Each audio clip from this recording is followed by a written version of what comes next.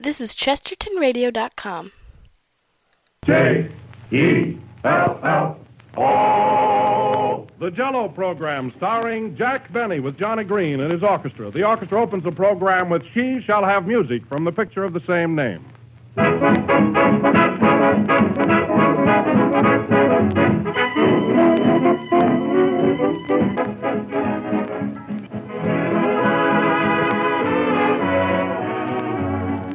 Summer's really with us now. Today's the day when summer becomes official. But hot weather isn't so hard to bear nowadays. Air conditioning gives us cooler movie houses, restaurants, and trains, and Jello gives us cooler meals. For Jello is deeply refreshing, delightfully cool and satisfying. It's also a very quick, simple dessert to prepare. You can make Jello well ahead of time in the morning and then pop it into your refrigerator. Or you can make it on short notice because it sets so quickly. And when you bring Jello to the table, you've every reason to be proud.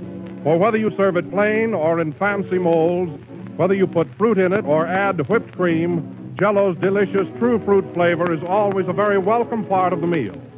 Of all gelatin desserts, Jello and only Jello brings you that extra rich fruit taste. Use it to brighten your menus this summer. Use it whenever you want a warm weather salad or dessert. Only just be sure you get genuine Jello. Look for the big red letters on the box. They spell Jello.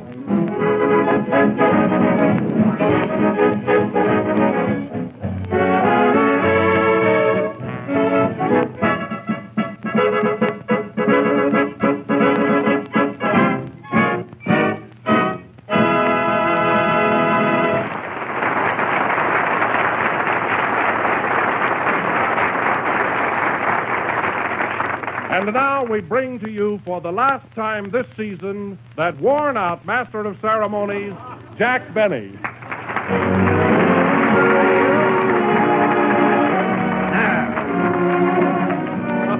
Well. Hello again. This is Jack Benny coming to you slightly frayed, a bit weary, and fresh as a daisy in an ash can. And believe me, folks, I'm sure due for a vacation. Well, aren't you going to take one, Jack? No, Don, I can't. You know, I'm going to make that picture for Paramount.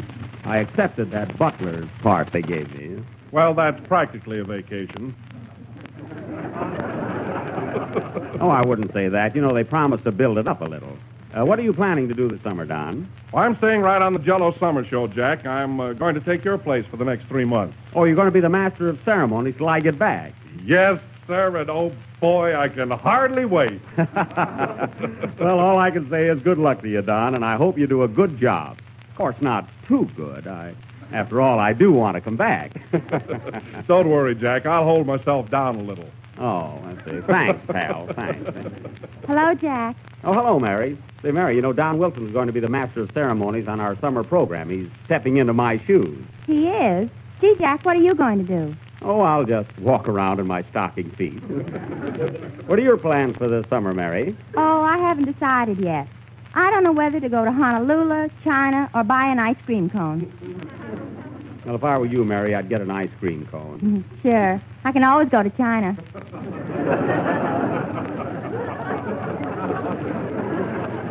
I think so, yes. Hello, Jack. Happy Father's Day. Oh, hello, Kenny. Say, this is Father's Day, isn't it? I forgot all about it. Isn't that awful? Gee, you know, I intended to send Dad a tie or something, but it slipped my mind. Gosh, I certainly am negligent. What does negligent mean, Jack? Cheap.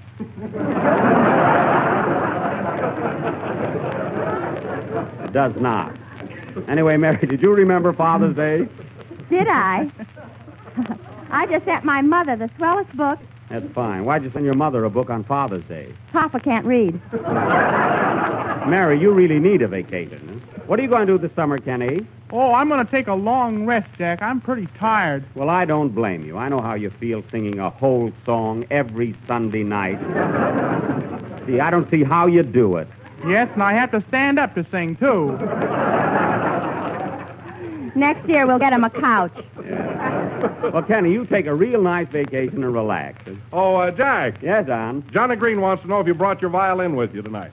Oh, he does, huh? Do you hear that, Mary? Johnny wants to know if I brought my violin. Maybe he wants you to play with the orchestra. Yeah, he waited till the last program.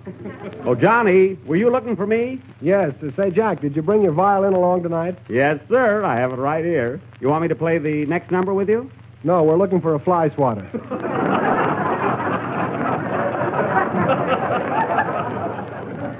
Oh, yeah? Well, I'm going to hand you fellas the surprise of your life. This summer, I'm going to take a few more lessons and brush up a little bit. Then you'll see. A few more? Yeah. Go on, you never took any violin lessons. I did, too. Then your teacher didn't. Oh, well, let's drop it already. Now, Jack, don't let it get your goat. This being our last program, we made up our minds to give you a good ribbing, but really and truly, it was all in fun, and we love you. Don't we, fellas? You bet. Say, Don, I don't mind. I see you did that together. Very good. After all, it's part of the program. Oh, yes, and by the way, Johnny has something particularly that he wants to say to you. He has. What is it, Johnny? We have a little surprise for you, Jack. You've been a great guy to work with, and you've always treated us square, and... Oh, well, say. Well, so on behalf of the boys in the orchestra and the members of the cast and myself, I want to present you with this pure Irish linen handkerchief. Oh, gee, a handkerchief. Well.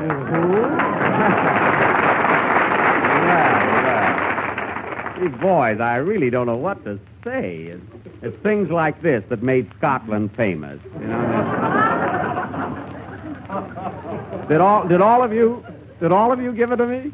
Yes, Jack. The orchestra boys each chipped in $2, and the rest of the cast gave from $5 to $10 apiece. Gee whiz, how much was the handkerchief? A quarter. What happened to the rest of the money? Well, we had about $70 left, and we didn't know what else to get you, so we all went out and had a good time.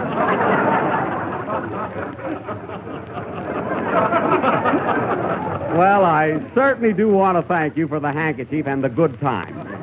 And I want to thank you, Jack, for giving us inspiration to carry on. And I want to thank you, Jack, for giving us help and encouragement. And I want to thank Jello for giving us 6 delicious flavors: strawberry, raspberry, cherry, orange, lemon, and lime. Why don't you say that for next week? You'll be running the program yourself. And now, ladies and gentlemen, I want to thank Kenny Baker in advance for singing the next number called Would You from the motion picture San Francisco. Sing, Kenneth.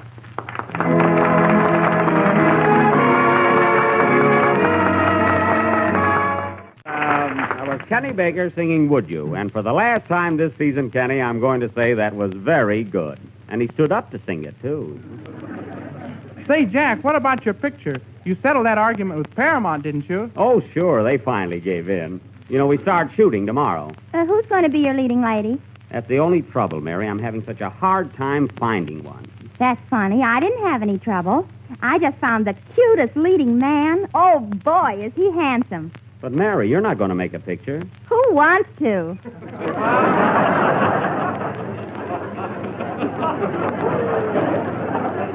Oh, I see.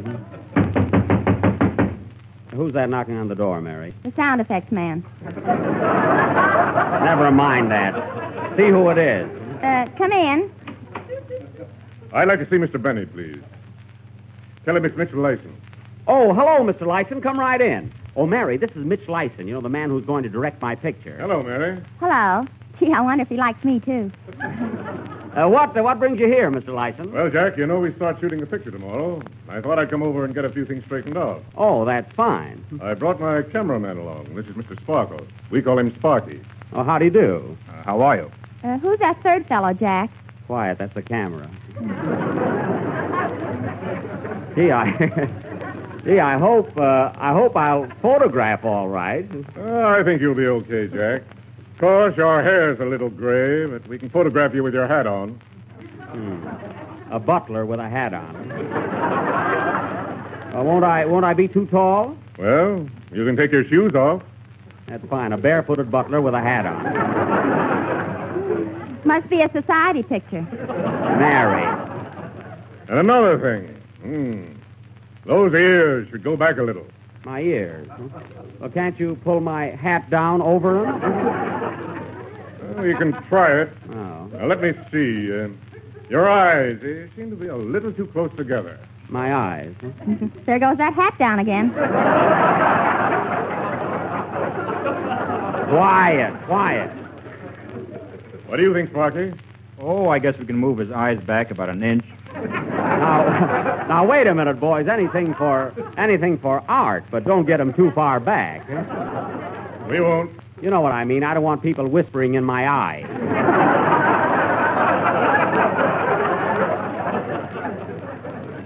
You know, Sparky, his legs could be straightened out a little. A lot. Gee, Jack, outside of your face and figure, you're perfect. Yeah. Now, Jack, you know we shoot your scene tomorrow. I want you to be up in your part. Do you think you know it? I think so. Let me hear it. Now, remember, the lovers are seated on the Davenport, and as the phone rings, the butler walks in. That's me. Yeah, now read your line. All right. Madam, you're wanted on the phone. How's that, Mr. Lyson? Take it again. Madam, you're wanted on the phone. How's that? Well, I think you can get more out of it. Can I hear it again, please? Madam, you're wanted on the phone. Was that better? Now, look, Jack, you read the line all right, but you're not living it. I'm not. Gee whiz.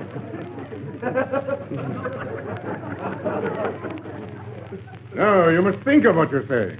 Now, when you walk into that room, whom do you see? Somebody else getting the job. Mary, let me get this, will you? I see my employer's wife in the arms of her lover. Exactly. And you have a message for her, haven't you? Yes, sir. It's an important message, isn't it? Yes, sir. Then let it come out. Now, come on, try it again. Relax. Relax!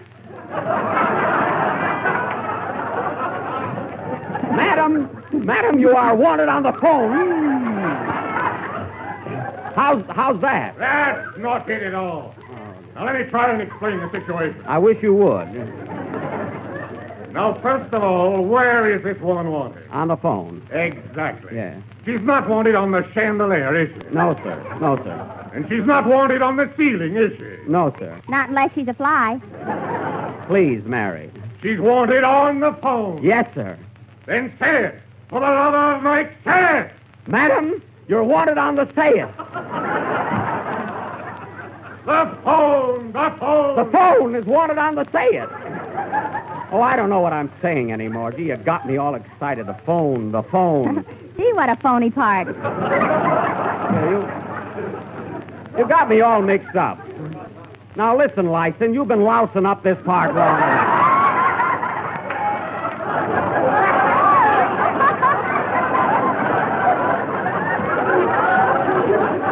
In the first place, Mr. Gensler said my part would be bigger. Oh, he did, eh? Yes. All right, I'll tell you what. Instead of saying phone, say telephone. Well, thanks.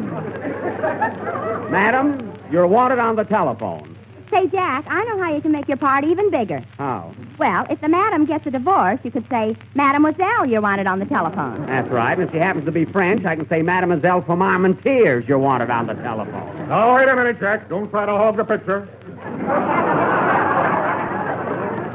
I'm not. Don't worry.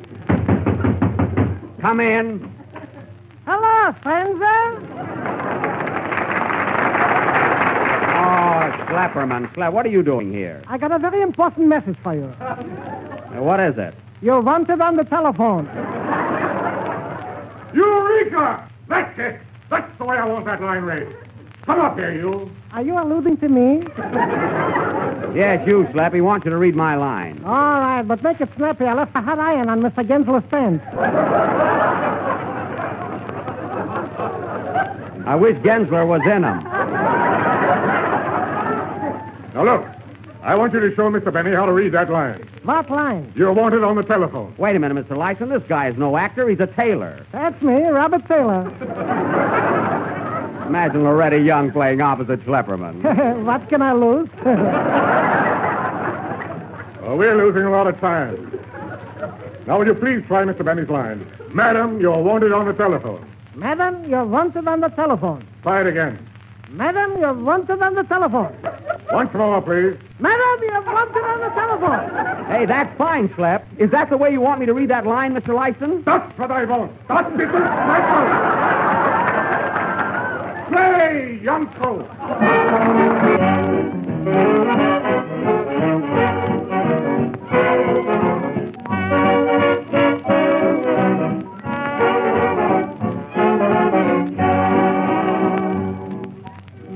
Tonight, Jack Benny starts his summer vacation. So do Mary and Kenny, Johnny Green, and Schlepperman. We'll miss all of you, Jack, but just the same, it's grand to know that you're coming back to us in the fall. When you return October 4th, we hope you'll be good and rested after a swell summer, all ready for another successful Jello year. And right now, we want to thank you listeners for helping to make this year such a success. You've shown us that you enjoy these programs, and you've shown us in the most practical way of all, you've gone out and bought Jello. We hope you'll keep right on buying it. And we also hope you'll keep right on tuning in at the same time, because Jello and I are going to stay on the air. Next Sunday, we start the Jello Summer Show. I'll be on hand as Master of Ceremonies, and who knows, I may even find a little time to tell you a thing or two about those 6 delicious flavors. And because we want to keep you in good humor during the summer, we're bringing you Tim Ryan and Irene Noblette, comedy team of radio, stage, and screen, who will keep you so happy you'll forget all about the heat. In addition, you'll hear the smooth rhythms of Don Voorhees and his new Jello Orchestra, and the thrilling voice of Morton Bow, our tenor. Be with us on our opening night. Listen in next Sunday, same time and station, to the new Jello Summer Show. Tim Ryan, Irene Noblette, Morton Bow, Don Voorhees, and yours truly, Don Wilson.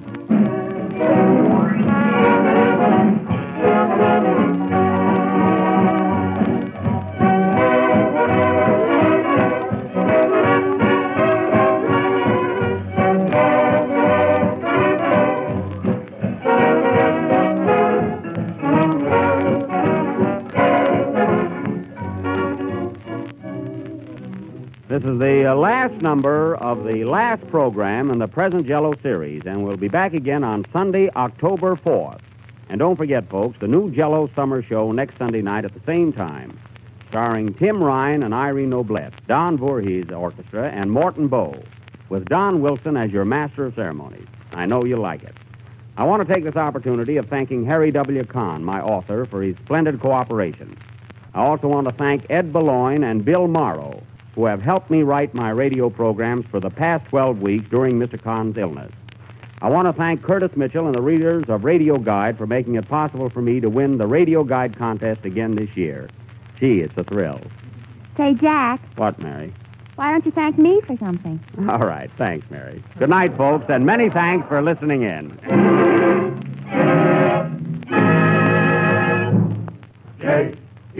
Jello.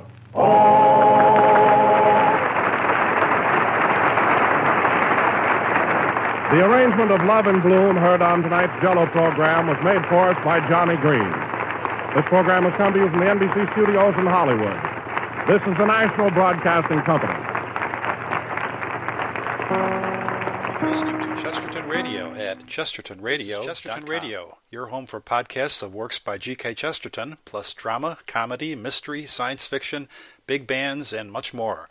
The soundtrack to your Chesterton day at chestertonradio.com.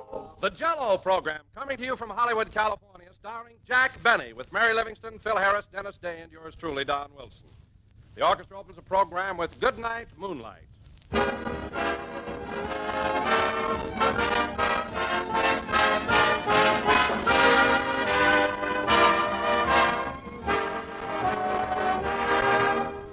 The sweetest words of tongue or pen are, let's have that same dessert again.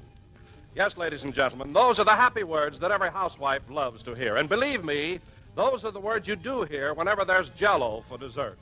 Because Jello is a dessert that folks like to see on the table just as often as possible. And no matter how often you serve Jello, it never wears out its welcome.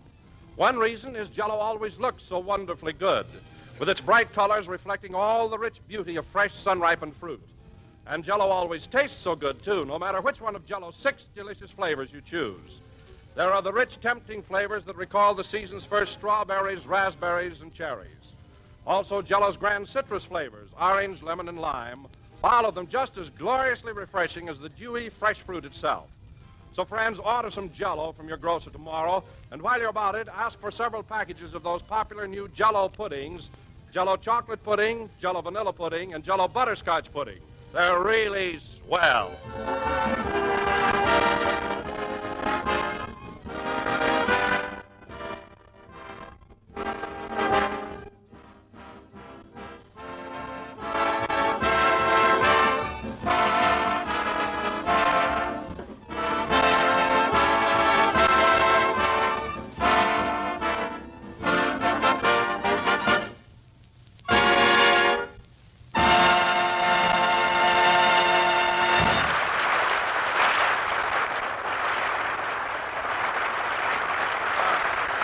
That was Goodnight Moonlight, played by the orchestra. And now, ladies and gentlemen, I would like to announce that next week marks our final appearance on the air for this season.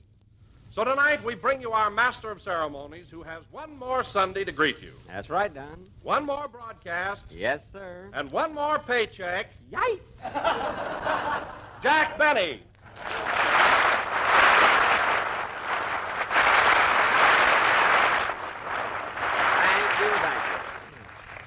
Jello again, this is Jack Benny talking, and Don, here we are coming to the close of another season.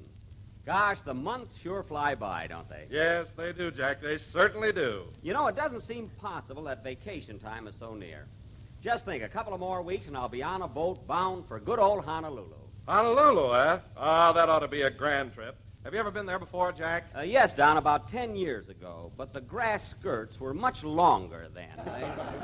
I'll probably never recognize the old place. Gee, I can hardly wait to get on that beach at Waikiki. Oh, it must be gorgeous with that tropical scenery and everything. And I understand they have a couple of very lovely hotels right there on the ocean. That's right, the Royal Hawaiian and the Moana. And let me tell you something, Don.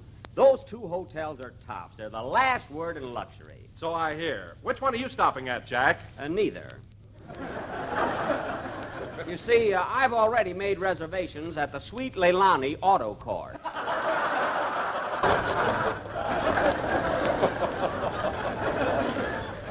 It's brand new, and it's just a short walk to the bus that takes you to the beach. It should be swell there. Huh? The Sweet Leilani Auto Court?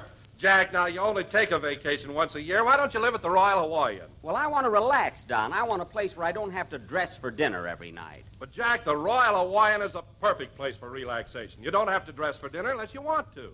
Oh. Well, Don, you see, the Sweet Leilani is American plan. That's the way I like to live when I travel. No fuss or inconvenience. But, Jack, the Royal Hawaiian is American plan, too. Oh. Well, Don, as long as I'm going for a rest, I want a place that's small and intimate. But, Jack... Oh.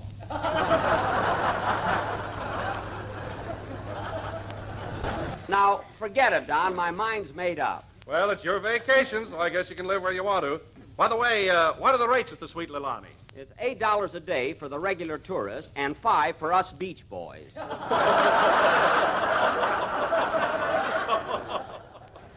Oh, you can't beat it, huh? Say, Jack. Oh, hello, Mary. Hello. Say, Jack, if you're going to Honolulu, you ought to buy a new bathing suit. Why, what's wrong with the bathing suit I have now? Well, for one thing, it's got long pants. Mary, my trunks only go to the knees. Not when they're wet. Never mind. Don't make things up. Well, Jack, if Mary's talking about that suit you wear around your swimming pool, it is a little old-fashioned. Old-fashioned? Yeah, you ought to rip that Coney Island off the back. You're in the West now. Mary, I like that suit, and it's not old-fashioned. I got it only a year ago in my father's store in Waukegan. Well, it must have been under something that wasn't selling. I'd like to see something in that store that Dad couldn't get rid of. You know, my father has a slogan. If it don't sell in a year, I'll wrap it up and we'll dicker later.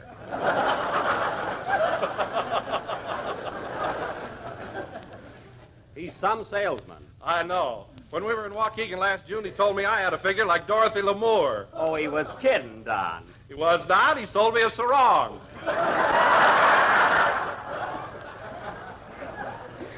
There you are. That's Dad for you. You think that's something? He sold me a sailor suit. A sailor suit? If I don't find a sailor, it's a total loss. Well, that's rich. So Dad finally got rid of it, eh? Say, Mary, come to think of it, I'd like to borrow that outfit. I can wear it on the boat to Honolulu. Are you going by boat? I thought you were going to swim. Now, cut that out. I'm going on the Luraline, and it's a great big ocean liner. Oh, you know, Jack, I envy you that trip to Honolulu. Are you going to stay there all summer? I'd like to, Don, but I have to be back by the end of July to start my new picture. Oh, that's right. That's the one you're going to make with Fred Allen, isn't it? That's what Paramount thought, but I straightened that out. I spoke to Mark Sandwich, the director, and Mr. Allen has been eliminated from the cast. In the first place, how would they ever photograph that face of his? What's the matter with his face? I could talk for an hour on that. Why, do you know, Don, when we were in New York last month, the bags under Allen's eyes looked at Phil Harris's and said, "My son, my son."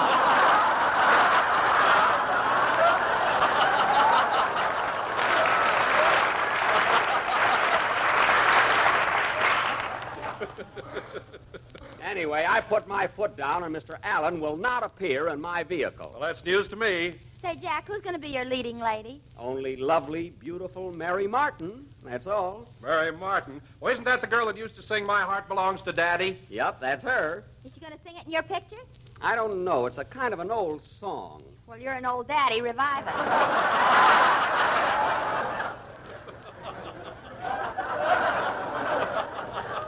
Mary, just let me worry about my picture and everything will be all right. Oh, hello, Philsy. Hiya, Jackson. I hear you're getting ready for that big vacation in a couple of weeks. Yes, sir. Where are you going this summer, Phil? Oh, I don't know. I haven't made up my mind yet. Why don't you go to Honolulu and see Jack's bathing suit? Oh, quiet. Have you ever been to Honolulu, Phil? No, but I sure wish I could go. Oh, boy, how I'd like to sit on the beach in the moonlight with a couple of those cute little papayas in my arms. Cute little what? Papayas, you know, girls, dames. Papayas? Sure. Don't you speak Honolulian?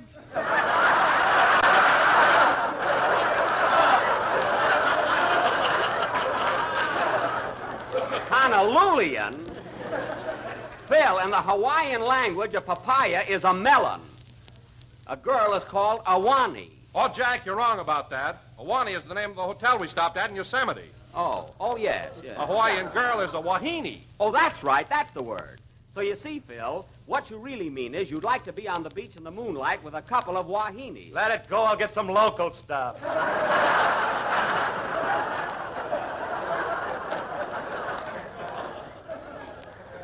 That's the idea, Phil, and I know your technique. You drive down the boulevard in that flashy car of yours and da-da-da-da. Can I give you a lift, honey? That's you.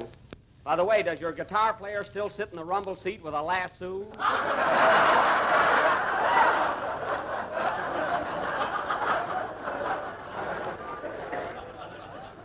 Does he? Now, wait a minute. Don't mention that dumbbell. He roped a cop yesterday. Roped a cop? Yeah, what a nitwit. I told him 1,000,000 times. Anything in blue, lay off.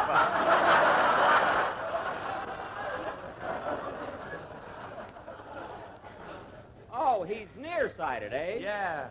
I should have known that. He hasn't hit the strings on his guitar in 8 weeks. Well, Phil, so much for your private life.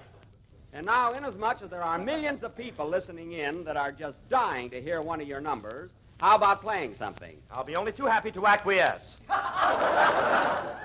Oh, my goodness, he got it right. Play, Junior, and go to the head of the class. I ought to get more dough for them big words. Hit it, boys.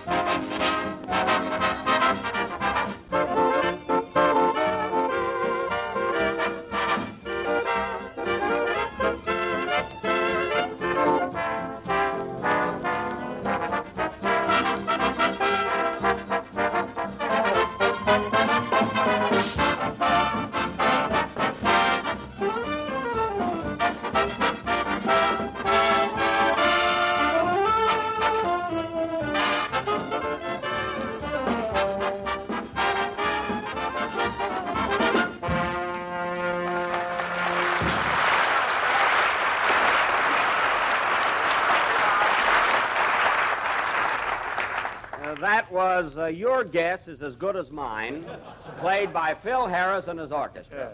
Oh, say, Phil, before I forget it, when I leave for Honolulu the week after next, I wish you'd bring your entire band down to the boat and play Aloha for me. You know, give me a real send-off. Well, that Aloha's a pretty tricky number. I don't know if we'll have time to learn it. All right, play Tiger Rag, but be at the boat. Now, let's see. Oh, yes, Don. Yes, Jack? I want you down there to cheer and wave and holler Bon Voyage to me. And Mary, you bring a lot of confetti and throw it at me. You understand? Yeah. What about Dennis Day? What's he going to do? I got him down for a basket of fruit. You know, an apple and a banana and 3 or 4 bottles of champagne. And this is very important. I want all of you to be there early. Well, come to think about it, Jack, I may not be able to make it. You be there, Don. I want everybody on that boat to know how much my gang thinks of me. I'll bring an onion so I can cry. It won't be necessary. Now, look, fellas, I want you to remember one thing. On the dock, before I leave, I want you all to cheer and be happy. But as the boat is pulling out, I want those cheers to gradually taper off as you realize that you won't see me again for 4 weeks. So your mood suddenly changes from gaiety to sadness. Do you get it? Yeah, what time is rehearsal? There'll be no rehearsal. I want it to be sincere. And, by the way, Don, do you think I ought to take along some Jello with me? You know, I'll be gone for quite a while. No, Jack. Jello's an established dessert in the Hawaiian Islands. It is? Why, certainly. And that reminds me. Connie's and Wahinis. The next time you're in the mood for a tempting and appetizing nakawakia, why not run down to your neighborhood halakui and ask him for a package of Jelloa? That must be Jello. You will find that it's not only economical and easy to huma cow. Easy to huma cow? That's a pip. But it comes in 6 delicious flavors. So insist on genuine Jelloa and always look for the big red letters on the huma nuka nuka kuma mawa pow. Why, Don, does that long word mean box? Kakua. Well, that's the best plugola we've had this year. And so, ladies and gentlemen, we leave the beautiful Hawaiian Islands and wend our way back across the broad Pacific to Sunset and Vine. Ah, what a trip. Say, Jackson, I just happened to think of something. Oh, fine. What is it? If you're going to take a vacation this summer, how are you going to make that picture with Fred Allen? Phil, I explained that before you came in. I'm not starting that picture before the end of July, and Mr. Allen is not going to be in it. I had him scuttled. Well, I heard his program Wednesday night, and he said I don't care what he said. And incidentally, Phil, you know my rule. That'll cost you $5 for listening to Allen's broadcast. You want to pay me now, or shall I deduct it? You wouldn't dare dock me, brother. I wouldn't, eh? Well, if your paycheck isn't $5 light this week, may I be under the shower when the pot of gold calls.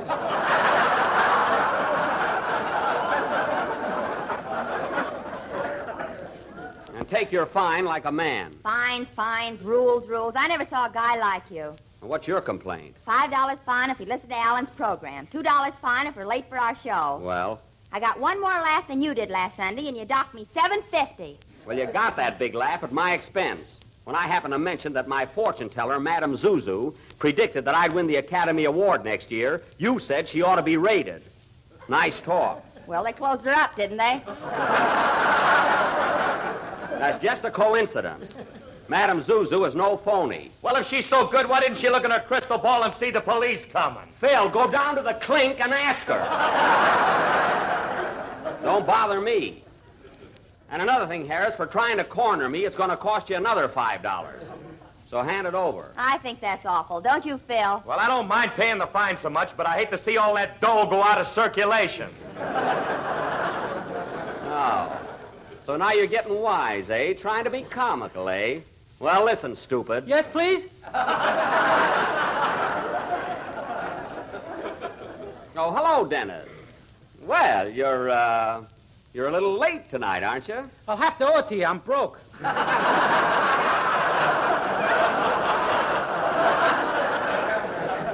That's all right, Dennis. Forget it. You're a nice kid, and I won't take advantage of you. I'll tell you what you can do, though. When I sail for Honolulu, you can bring me a big basket of fruit. A basket of fruit? Yes. After all, you can't come down to the boat empty-handed. Why not? Read your contract. Now, wait a minute, Mary. If Dennis thinks the world of me and wants to bring me a big basket of fruit with a couple of bottles of champagne in it, that's his business. Champagne? What's going on here?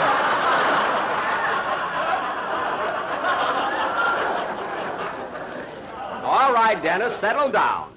And now that you're here, may we have our usual delightful tenor solo? Sure, but isn't Mr. Harris going to play a band number first? Dennis, if you'd have been here on time, you'd realize that Mr. Harris and his boys have already barbecued a selection.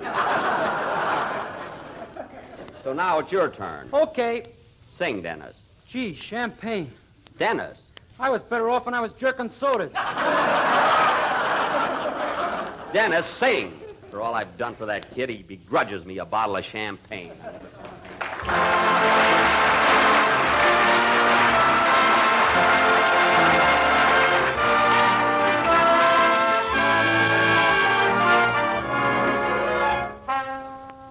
Love, don't be so cruel to me. Love, don't make a fool of me. Please give me just a sign.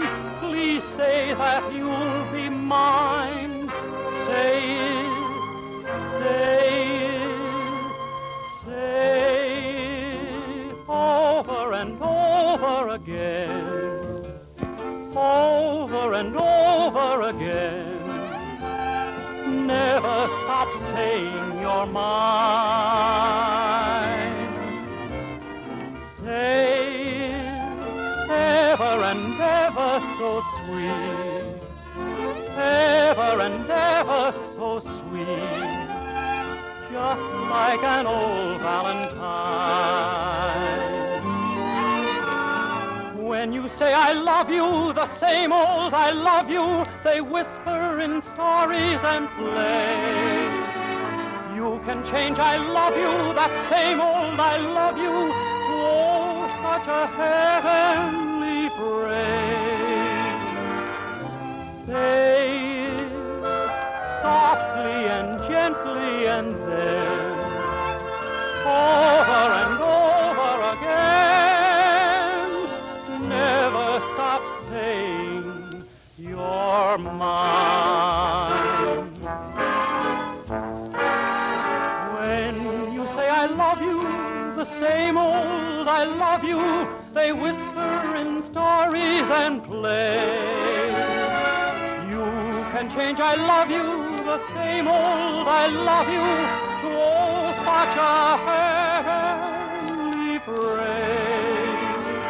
So say it softly and gently and then over and over again. Never stop saying you're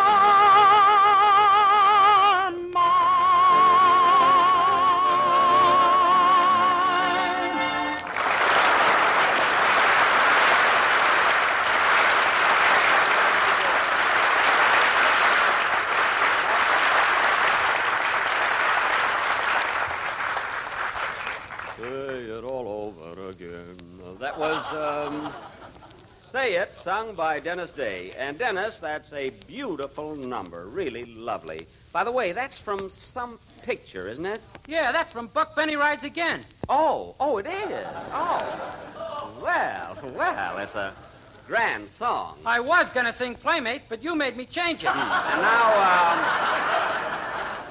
And now, ladies and gentlemen, for our feature attraction tonight... Remember, we were out in the lobby and you told me... Dennis.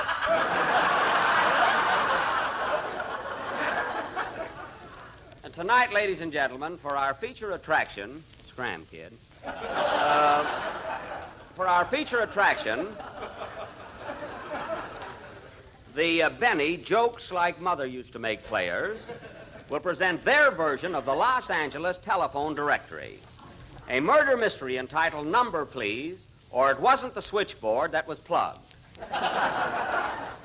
Now, in this thrilling drama, I will play the part of Oxford 7071, who is madly in love with Hollywood 2734.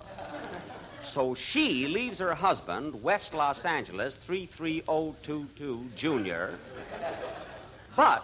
but her husband doesn't mind, because he's secretly in love with a blonde Burbank unlisted number.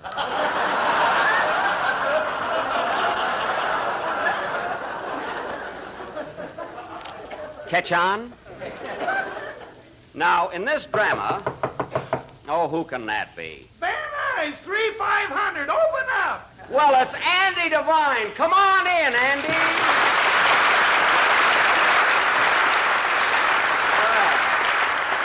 Well, hello, Andy. Hiya, Buck. Well, hello, Mayor. It's good to see you again, Andy. Well, Well, it's nice to see you again, Andy. Hey, you don't get into Hollywood as often as you used to. Oh, it's getting too cityfied, Buck. When I drive down Vine Street in my horse and buggy, everybody stares at me. Oh, still driving the old nag, eh?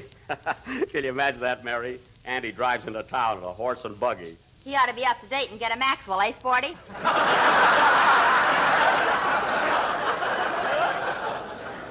Hey, Sporty. Gee, you're cute tonight. And another thing. Always goes... And another thing, Buck. What? When they built this NBC studio, they forgot to put a hitching post out in front.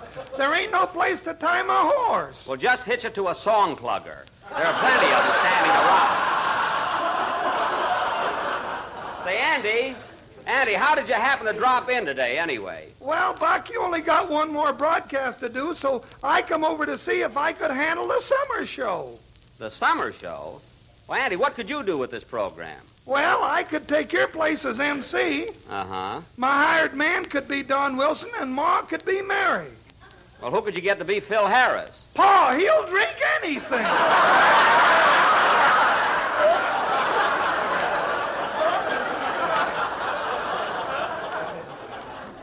Oh, well, that'll help. Of course, your paw don't look like Phil. Well, we could curl his hair if we can get the burrs out of it. I know, Andy, but can he handle the job? I mean, does he know anything about music? Not a thing, Buck. That cinches it. Yup, he's your man. Why do I do it? Why do I stand for all these insults? Because you can't get a job anywhere else. Now go sit down.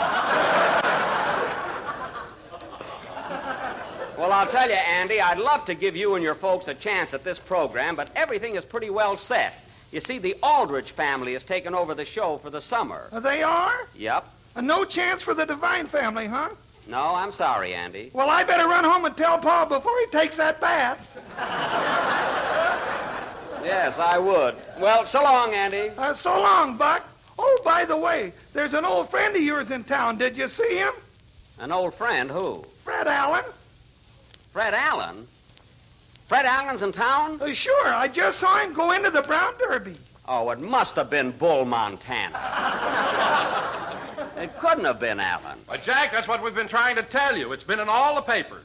Do you mean that... Certainly. Alan's out here to make that picture with you, and he's going to be in it whether you like it or not. Oh, he is, eh? Mary, get me Mark Sandrich on the phone. It's Hollywood 2411. Okay. I'll straighten this thing out in a hurry. Well, so long, Buck. I hope I didn't start any trouble. Don't worry, Andy. I'll handle it. So long. Ellen, I'm going to have that guy kicked right out of California. Oh, Jack, stop acting like a kid. Is it going to kill you to make a picture with Alan? Don, that's a fate worse than death. Believe me. Be reasonable, Jackson. The guy came all the way out here. What's he going to do all summer? Let him get a tan over that jaundice of his. What do I care? In the first place, he has no... Hello? Mr. Mark Sandridge, please. I'd like to make a picture just once where I don't have to go through a lot of aggravation. Hello, Mr. Sandridge. Jack Benny is calling. No, Jack Benny. Benny. Spell it for him. It begins with a B. B-E-N. Give me that phone. Hello? Hello, Mr. Sandrich. This is Jack Benny, the star of Man About Town and Buck Benny Rides Again. Why don't you mention some of those stinkers you made?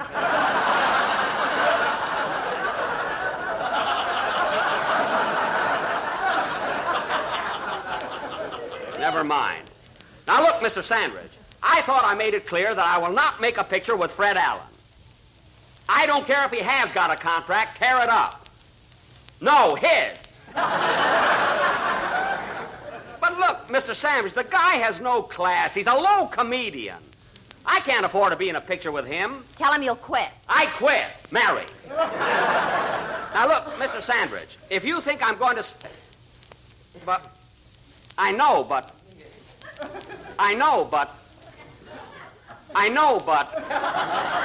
Say, Don, are you going home right after the broadcast? Yes, I was planning to. Why? I know, but... Well, I was wondering if you'd give me a lift. You go right by my house. I'll be glad to, Mary. I know, but... Say, Dennis, you coming over to Wilshire Bowl tonight? Well, I was going to, Mr. Harris, but I haven't got a date. Come over anyway, kid. I'll get a cute girl for you. I know, but... Get one for me, too, Phil. I know, but... Well, look, Mr. Sandwich, we might as well get this straightened out right now. I am not going to make a picture with Fred Allen. You can't team a horse with a jackass. Oh, yeah?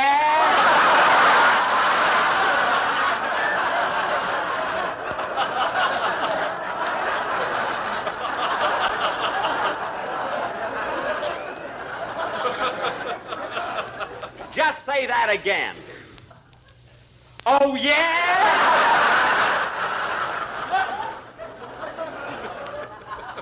Is that so? You got your encore. Hang up.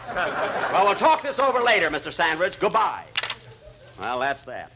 Well, there's just one more thing to settle. Say, Don, where did Andy say he saw Fred Allen? Going into the Brown Derby. Oh, the Brown Derby, eh? Well, as soon as we're through, I'm going to stroll over there and give that wise guy a good talking to. Say, Phil. What? Come along with me and bring your boys. I'll treat them to a sandwich. You come too, Mary. Here are two things, ladies and gentlemen, that go together just as naturally as a knife and fork. Fresh ripe strawberries and rich, delicious Jello. Yes, sir, and you'll find they blend especially well in the newest Jello creation called Jello Strawberry Tarts. This novel dessert is cram full of delightful goodness, and you can make it in practically no time at all. All you have to do is first take a package of Jello, using any flavor you prefer, and make it up as you usually do. Next, pour it over sweetened fresh strawberries and chill until slightly thickened. Then turn into cold-baked tart shells and chill until firm. And there, friends, is something mighty swell, a first-rate treat that looks grand and tastes even grander. So tomorrow, serve the family this new and distinctive dessert, Jello Strawberry Tarts, a gay, tempting combination of plump, juicy, ripe, fresh strawberries and rich, thrilling flavor of Jello. This is the last number of the 36th program in the current Jello series, and we'll be with you again next Sunday night at the same time. And now, ladies and gentlemen, I have a very important announcement to make. The destruction in Europe has stricken millions of innocent civilians. In this, their hour of need, the American Red Cross is rushing help at once in your name. Won't you give just as much as you can to the Red Cross Relief Fund? Give immediately through your local Red Cross chapter. Thank you, Don. Good night, folks.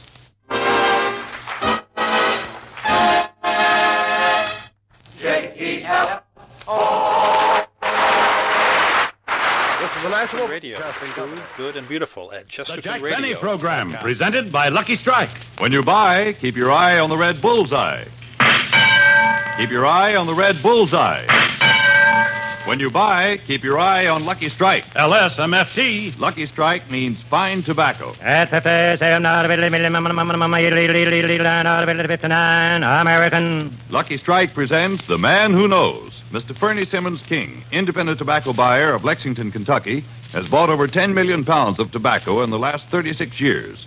Mr. King recently said, Season after season, I've seen the makers of Lucky Strike buy real fine tobacco, ripe, light tobacco that makes a swell smoke. At auction after auction, experts like Mr. King, men who really know tobacco, can see the makers of Lucky Strike consistently select and buy that fine, that light, that naturally mild tobacco.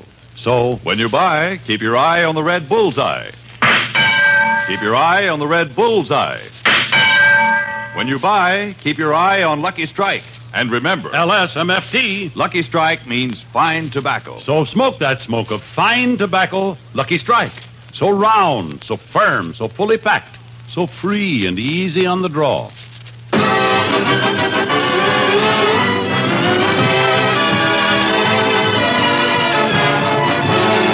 The Lucky Strike program starring Jack Benny with Mary Livingston, Phil Harris, Rochester, Dennis Day, and yours truly, Don Wilson.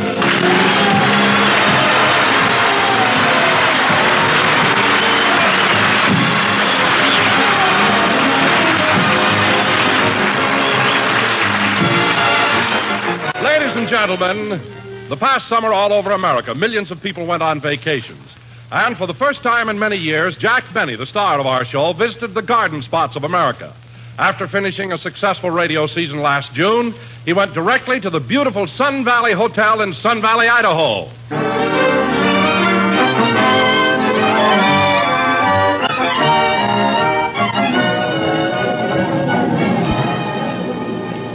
Oh, Clerk. Yes, sir? My name is Farnsworth. My wife and I have reservations here starting today. Oh, just a second. Let me check that. Isn't this a beautiful hotel, dear? The nicest I've ever seen, darling. Oh, yes, here we are. Mr. and Mrs. Donald Farnsworth. You're in Suite 316. I'll have your bags taken care of. Oh, boy. Yes, sir.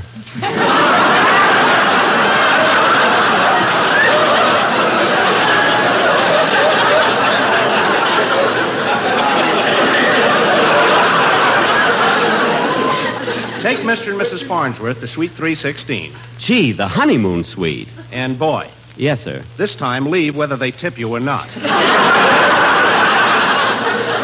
Yes, sir. This way, please.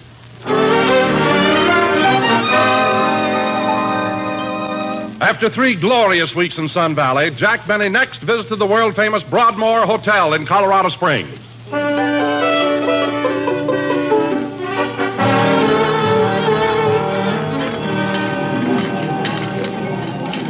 My goodness, Wilbur, the dining room is certainly crowded. I do hope we're fortunate enough to get a table. Well, all we can do is try, Genevieve. I'll talk to the head waiter. Oh, Captain. Oui, monsieur.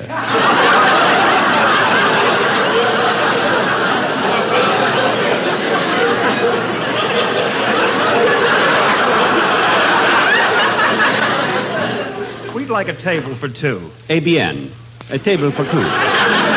I will talk to one of my waiters, see if we have one available. Oh, Pierre. Pierre. Oui, mon capitaine.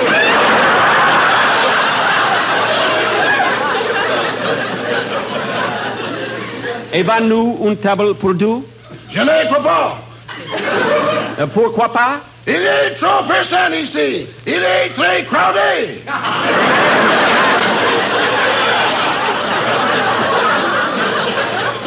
I am so terribly sorry, monsieur, but no table for 2 are available. There will be a 1-hour wait. 1 hour? Look, Captain, here's $5. Time she fly, doesn't it?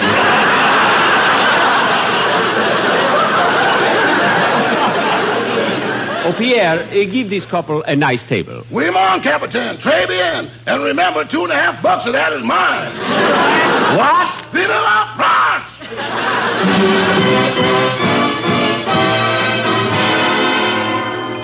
The summer wore on, and it was with a heavy heart that Jack finally said farewell to the beautiful Broadmoor Hotel and spent the remainder of his vacation at the jewel of the Pacific, Catalina Island.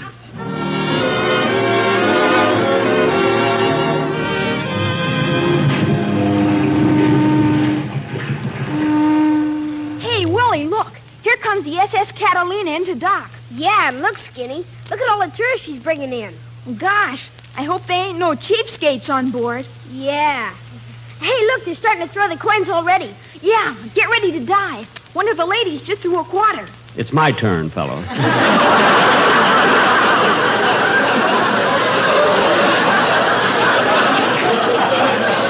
Whee! Oh, nuts. He goes first every time.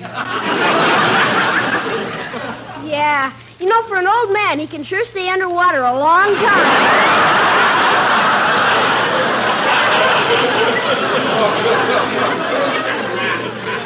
You should have been here yesterday when a guy threw in a silver dollar. Did he stay under long? Twice he sent up for sandwiches.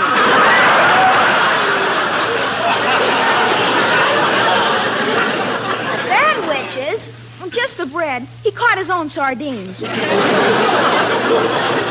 When he finally came up, he was covered with barnacles. Oh, look. There he comes up now. Nah, that's only his hair. Oh, yeah. Well, let's wait till his glasses come up and then go.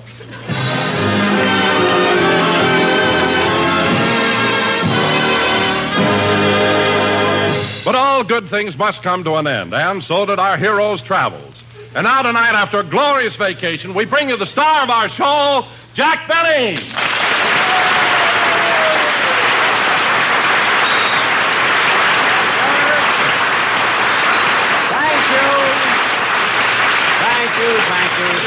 Thank you. Hello again. This is Jack Benny talking. And, Don, even though you did exaggerate, I must say I had a wonderful summer. I'll bet you did, Jack. When did you get back from Catalina?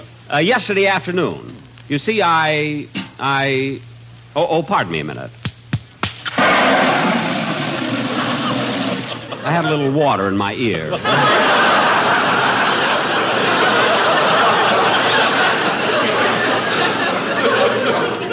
Well, Don, here we are back on the air again, and I haven't seen you since last June. What'd you do all summer? Oh, nothing much. I just cruised around on my yacht. Well, that's... On your what? On your what, Don? On my yacht.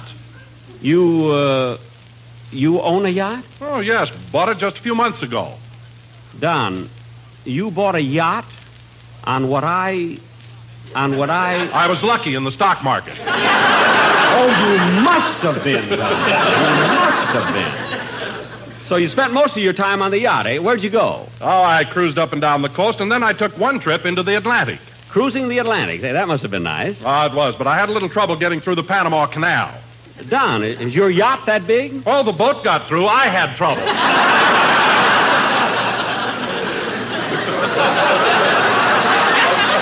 Oh, I see. Well, Don, now that we're here... Jack. What? Ask me what I named my yacht, huh? What? Yeah. Oh, all right, Don. What did you name your yacht? I call it the Girdle. Good. Now, let's get on with the... Ask me why I call my yacht the Girdle. Don, okay, why do you call your yacht the Girdle? Because it takes a lot of little tugs to get her out of her slip.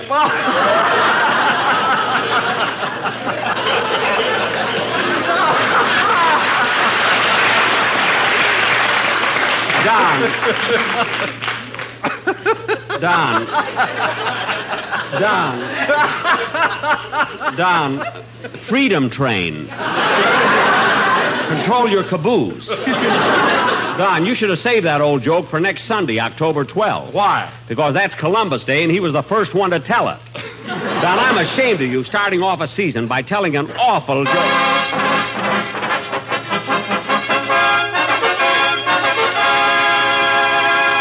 What's that? Stand aside, Jackson. It's me, Prince Charming. Phil!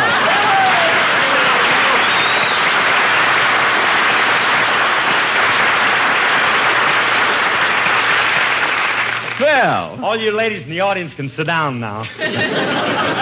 Phil, what kind of an entrance was that? Well, this is the first show, Jackson. You got to come on big. Harris ain't the modest type. I ain't no stinking violet. That's shrinking!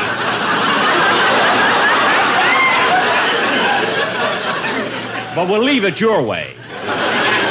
Anyway, I'm glad to see you, Phil. Hello, Phil. Oh, hello, Donzie. Hey, gosh, Jackson, I haven't seen you all summer. Come here, you pretty thing, you. Oh, you dove. Let me slap you on the back. Phil, please. Now, come here, now. Come over.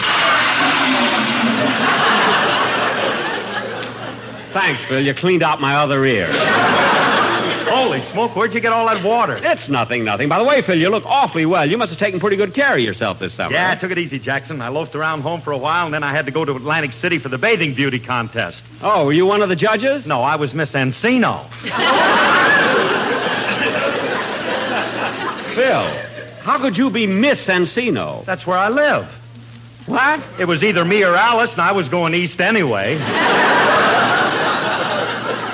Well, better luck next year, Phil, but don't tell me that's all you did all summer. No, well, just before coming back to work, I thought I'd better get a little rest, so I spent 3 glorious weeks at the Frankfurt Distillery. Frankfurt Distillery? Yeah, what scenery. I can imagine. I sent you a postcard, Jackson, but the mailman drank it. That's what I like about you, Phil. Entering a beauty contest, vacationing in a distillery. You and Duz will do anything. Only Duz does it with water. Hey, that's pretty good, isn't it? Huh? Say, Phil, talking about jokes, ask me the name of my yacht. Okay, Donzie, what's the name of your yacht? I call it the Girdle because it takes a lot No, Donzie, no, not that oldie. Save it till next Sunday. Why? Because that's Columbus Day, and Columbus told it to Jackson.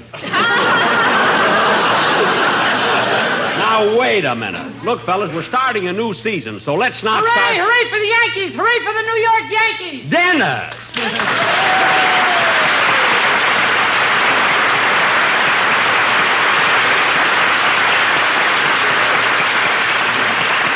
Hooray for the New York Yankees! What a team!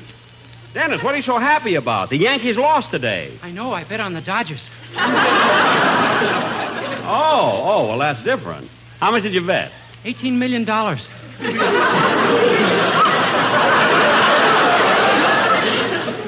Dennis, are you crazy? How can you make a bet like that? $18 million. I I couldn't resist. They gave me 9 to 5. Now, Dennis, I don't want all that silly talking here. 9 to 5, $18 million. Anybody give you a bet like that must have 2 heads. Oh, you know him?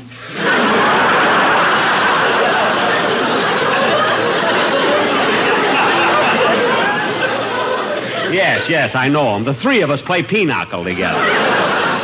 Now, come on, Dennis. As long as you're here, let's have your song. Huh? Okay, but wait till I say hello to Don. I haven't seen him for 4 months. Hello, Don. Hello, Dennis. Now, Mr. Benny... Dennis, aren't you going to say hello to Phil? Oh, I saw him in Atlantic City.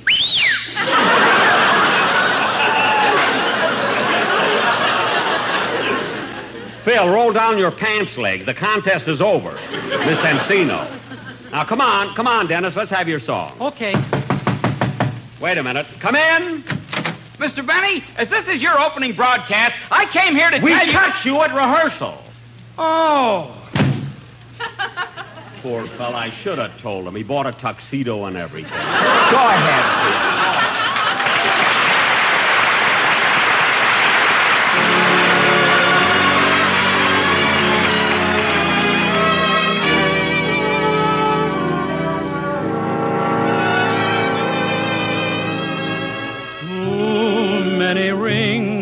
on your fingers, naughty Angeline. You laugh at romance that lingers, naughty Angeline. You take a heart, then you break it just for fun. Someday you'll break one too many. Yours may be the one. Everyone kisses a flower filled with sweet perfume. Nobody kisses a flower when it's lost its bloom. So come to my arms, mischief-making baby. Settle down and just be mine. 'Cause deep in your heart, you're a good little girl. Naughty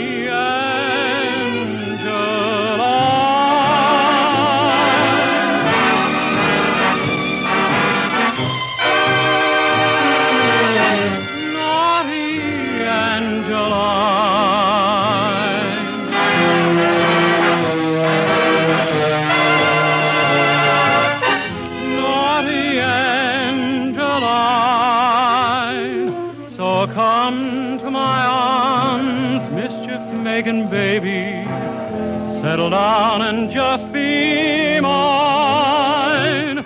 'Cause deep in your heart, you're a good little girl. Naughty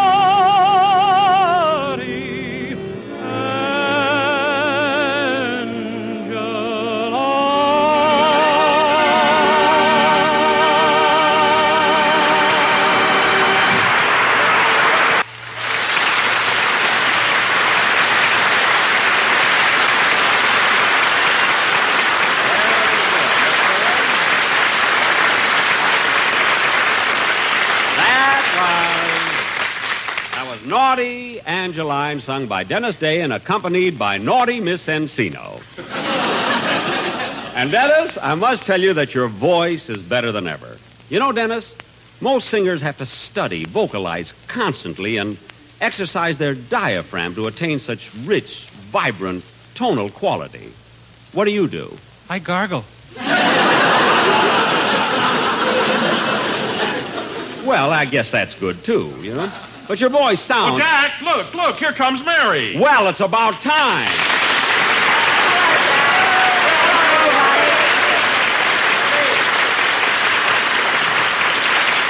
Wow. Hey, what a reception, Mary. Everybody's happy that you're back, you know. I'm happy, too, and gee, it's good to see all you fellas again. Yeah.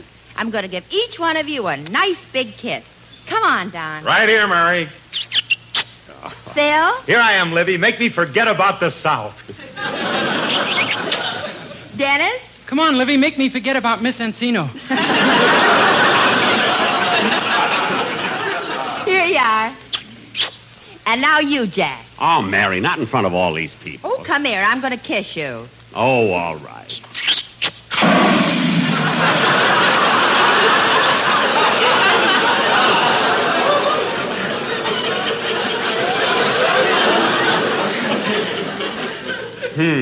Gee, Old Faithful.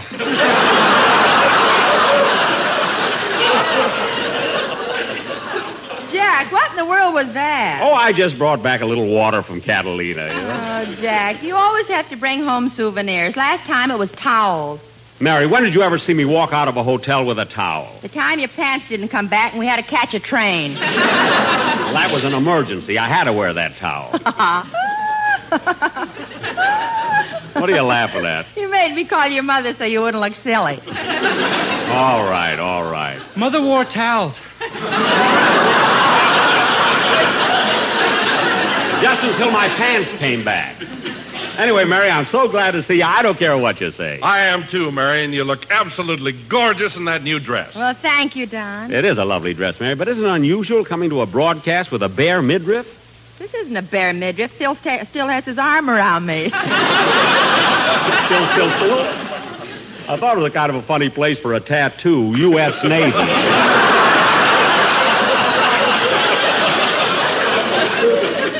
Phil, put your coat on. Say, Mary, are you going in for that new style, you know, the long skirts that all the girls are wearing? Well, Don, I haven't made up my mind yet, but on some types they do look very attractive. Well, maybe so, Mary, but I don't think I like them. Then why'd you let the hem out of your nightgown?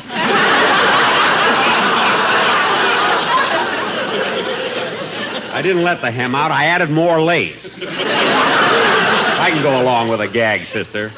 Now, Mary, stop being silly. Yes, Livy, refrain from that raucous injecture of extraneous spontaneity. Yes, be a little... Phil. Philzy. Would you mind saying that once more? Oh, no, you don't, Buster. If you want to hear it again, listen into the repeat show. I thought it was an accident. Anytime you use words of more than one syllable... Entree. Shut up! Come in. Telegram for Jack Benny. Oh, thanks, boy. Here's a tip for you. Here. Thanks. Say, Jack, what kind of a tip was that? Yeah, you gave the boy a nickel and a copy of the Cosmopolitan magazine. Well, you see, there's a story about me in this month's Cosmopolitan. Well, what about the nickel? After he reads what they say about me, that nickel will look like $1,000. I know what I'm doing. Hey, Jackson, who's the wire from? I don't know. Read it, Mary. Okay. Oh, Jack, it's from Fred Allen. Tear it up. I will not. All right. Hee. What does it say? Always laugh. It says, Dear Jack, I just read that you're going back on the air for Lucky Strike. What's lucky about it?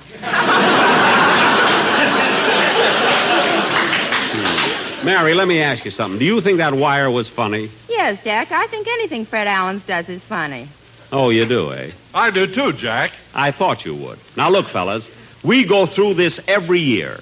It's about time you admitted that I'm a much better comedian than Fred Allen. All right, Jackson, all right. If it'll make you happy, we'll admit it. You're the greatest comedian in radio. That settles it. I like Jack Parr. Dennis, we're not discussing Jack Parr. Although now that you brought up his name, I think Parr is a very clever fellow. He's bright, witty, and sophisticated. Now let's... He's young, too. Well, that's right. He is young, but age means nothing in show business. After all, age is a funny thing. I don't know. I remember when I was 8, I wanted to be 18. When I was 18, I wanted to be 28. When I was 28, I wanted to be 38. And now that I'm 38...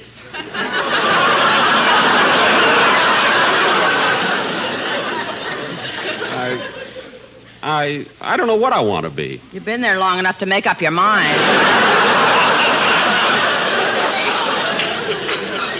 Yeah, I guess so. I don't know. Anyway, I think that Jack Parr is...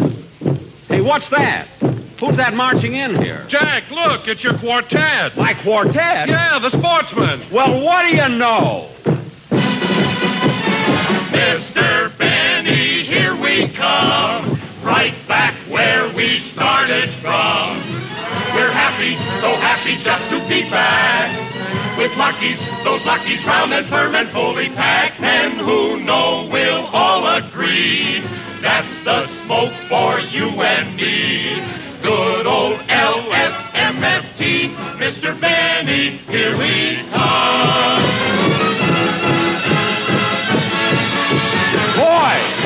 Boy, stop marching. Boy, where are you going? Fellas, put down those guns. Mr. Benny, put down those guns. Cause we've got to say goodbye. We wish you were the red bullseye. Mr. Benny, here we go.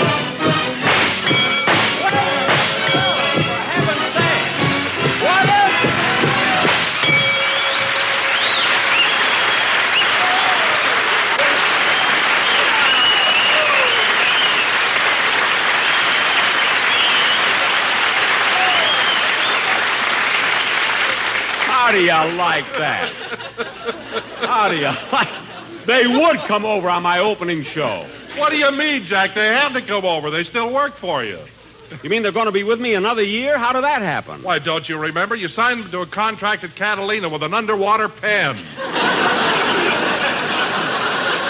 Oh, yes, they fooled me. They came down there dressed as mermaids. Yeah? Mermaid? Yeah, I, like a fool, wanted to marry one of them. I thought I'd save money on nylon. Oh, well, if I'd signed them, I guess I'm stuck with them, but they better watch themselves. That's all I got to say. Oh, what are you complaining about, Jack? They put a little life into the show, didn't they? Well, here in the studio, yes, but I wonder how the program is coming over to the listening audience. I'm going to call Rochester and find out. Oh, Mabel. What is it, Gertrude?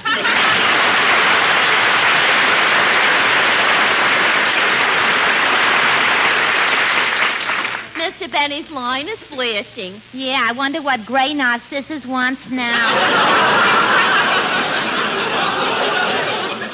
I don't know. I'll find out. Yes, Mr. Benny. At your home?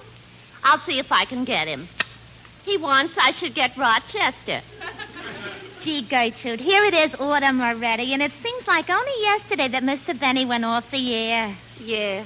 You know, Mabel, I saw him this summer when I went on my vacation to Catalina. You did? Yeah. And once I went out with him.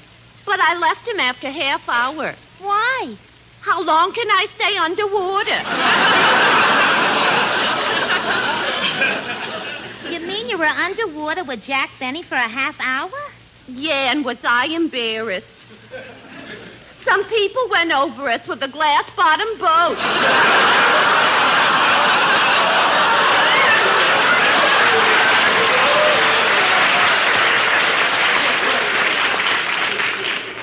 Well, why were you embarrassed? Did Mr. Benny kiss you? Yeah, and I got a mouthful of pennies. How do you like that? And he's supposed to be such a big radio star. You know what, Gertrude? I've been thinking of going on the radio, too. I have a wonderful idea for a quiz program. A quiz program? Yes. Take it or drop dead. Well, you can have it. As far as I'm concerned, there are too many peculiar people in radio now. You said it. Yeah. It's just like that song. There's no business like schmo business. Ain't it the truth?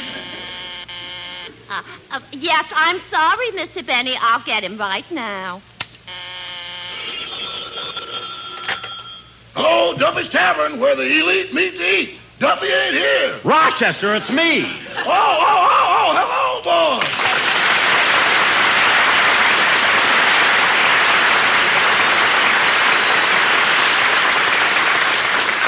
Rochester, what do you mean answering the phone like that? Duffy's Tavern. One of your writers has got 2 shows. Not anymore, he hasn't. I've been trying to get you on the phone. What were you doing? I was listening to your program, boys. That's what I called you about. How's my program coming over? Well... Well, what? You want me to water it a little, or will you take it straight? I'll take it straight. I've got the water. Now tell me, what do you think of the show? Well, it started out slow. Uh-huh. Then it sagged a little.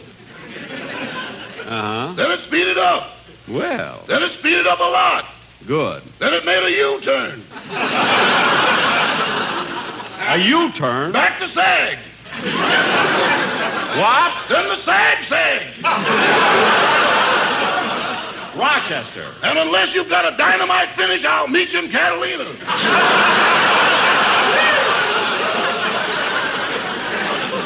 Rochester, stop being silly. Oui, mon, Captain.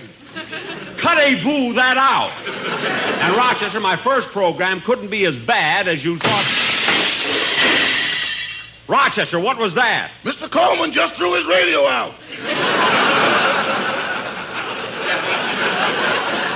Threw his radio out the window? What are you laughing at? Every year, a little fixing, and we have another radio. Yeah, well, Rochester, I'm sure that the program couldn't be that bad. Anyway, I'll see you right after the show. Okay. By the way, Rochester, what are we having for dinner tonight? Food, you're working again. Oh, yes. Goodbye, Rochester. So long, boss.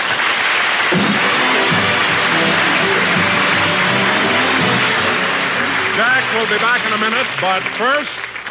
When you buy, keep your eye on the red bullseye. Keep your eye on the red bullseye. Keep your eye on Lucky Strike. LSMFT. Lucky Strike means fine tobacco, and fine tobacco is what counts in a cigarette.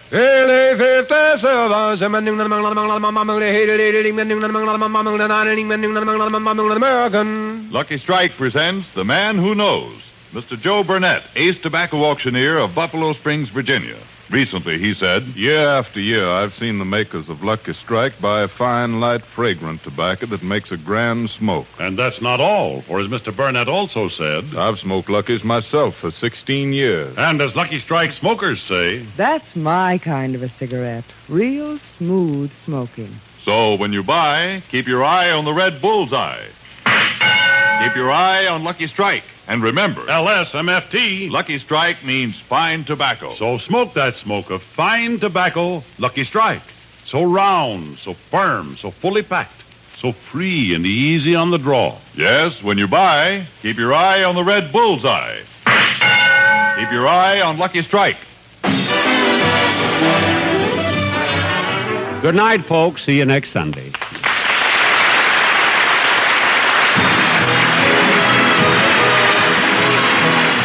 This is NBC, the National Broadcasting Company. ChestertonRadio.com. Program transcribed and presented by Lucky Strike.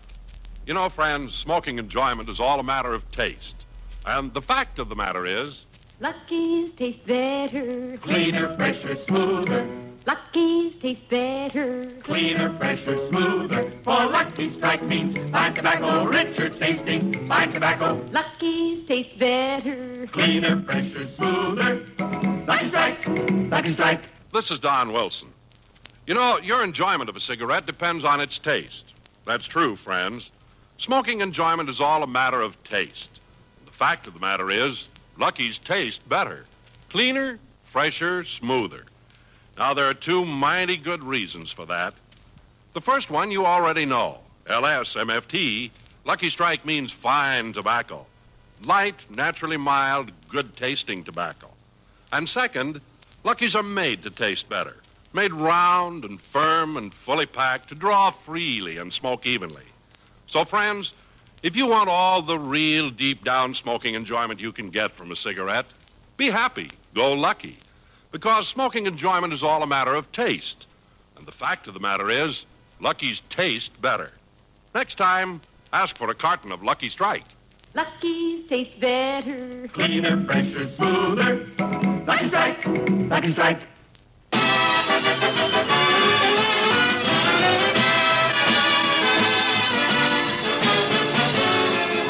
The Lucky Strike program starring Jack Benny with Mary Livingston, Rochester, Dennis Day, Bob Crosby, and yours truly, Don Wilson.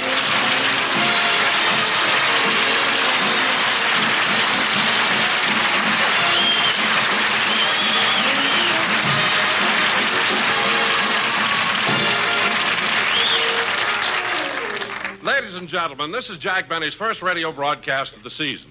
Immediately after, he'll do his opening television show over the CBS network. But now, we'd like to take you back to a Friday morning several weeks ago and look in on Jack Benny's home in Beverly Hills. Summertime, and the living is easy.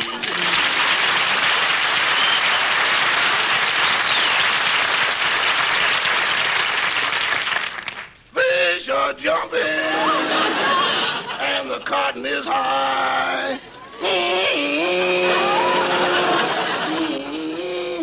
That song sure is true. It's easy living in the summer. I've been sleeping late every morning, going to the beach in the afternoon, spending the weekends fishing with my friends. I wish Mr. Benny would come back from his vacation so I could go on mine. Summertime, and the living is easy. Fish are jumping, and the cotton is high. The front door.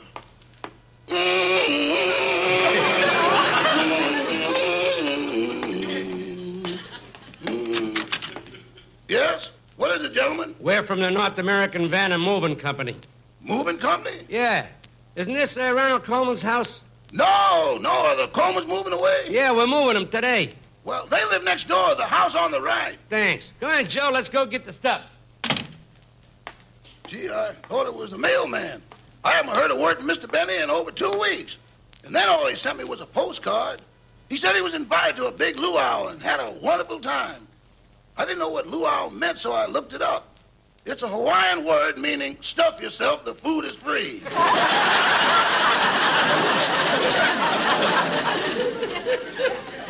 I remember once.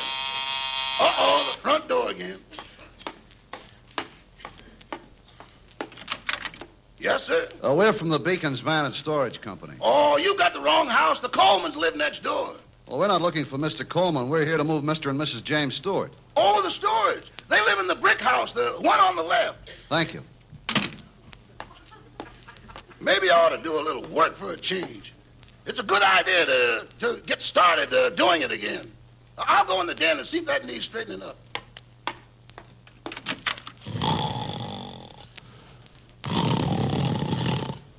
Gee, Mr. Harris has been off the show for 2 years now. I wonder if I ought to wake him up and send him home.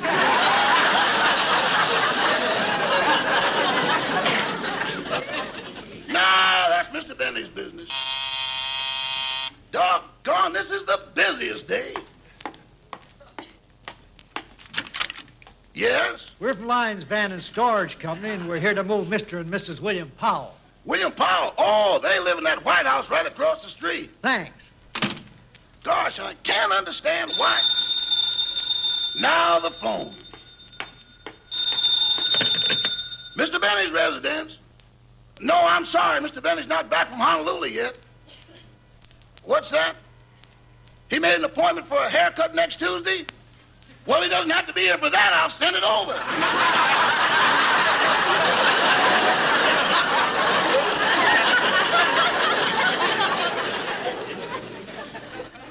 Goodbye. Well, I better get in the kitchen and... Again! First the door, then the phone. Then the door again. One thing after another. Rochester, I'm home. Boss!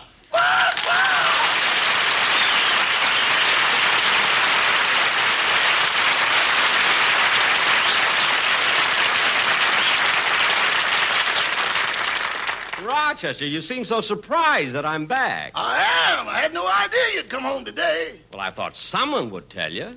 I wrote to a lot of people that I'd be home today. Who did you write to? The Colemans, the Stewarts, and the Powells.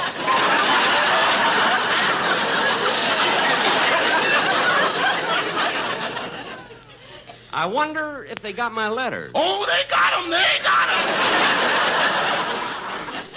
Here, help me inside with my bag, will you?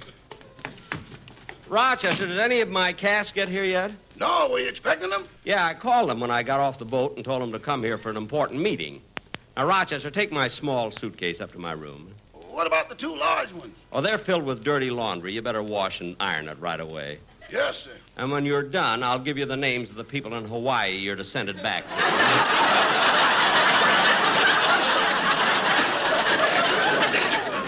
Do a good job, eh? Boss, have we got customers in Hawaii now? Yes. And you better wash the skirts by hand. That grass can stop up the bending. Now, Rochester, put some chairs. There's the door. I'll get it. She'll be good getting back on the air. I always get such a thrill out of the first check. And program. Coming. Oh, hello, Mr. Benny. Well, Dennis, come on in.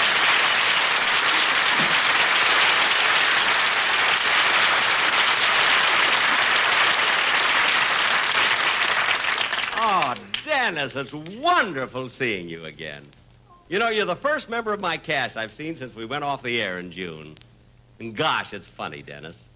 At the end of every season, we all go our separate ways, and then as the summer wears on, I begin to realize how much I miss the gang. And so when I opened the door and saw you here, it gave me such a warm feeling of... Get it over with. I'm a busy man.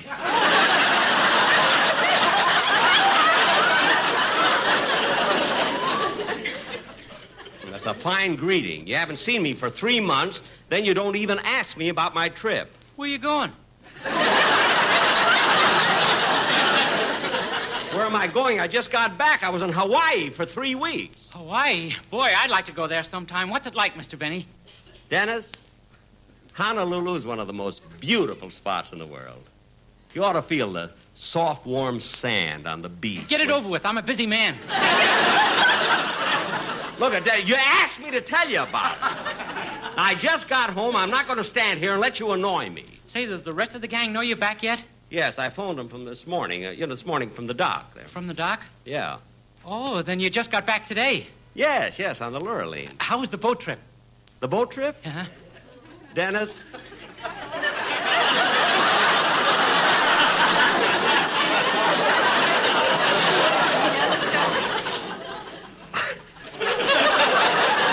I can't tell you what... Get it over with. I'm a busy man.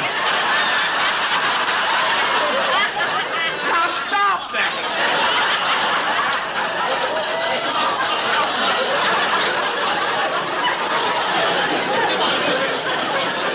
Dennis, as long as the rest of the gang haven't arrived here, let me hear the song you're going to do on the first program. Yes, sir. That kid is the only one I know who can undo a 3-month rest in 2 minutes.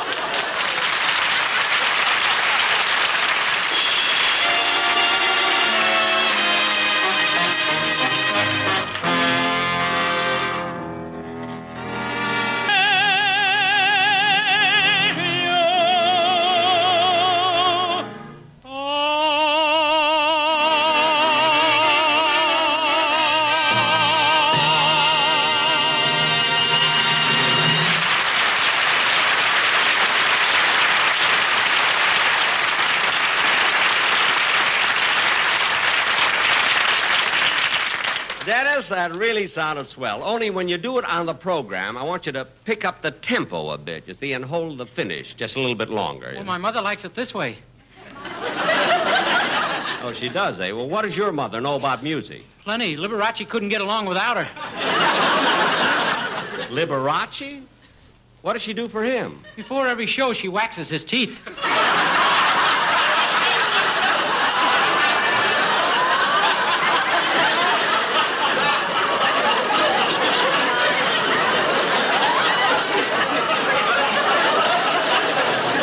Certainly makes her Toscanini the friendly credit band leader. Now, Dennis, as long as we're... Dennis, you stay right here while I answer the door. Hello, Jack. Mary!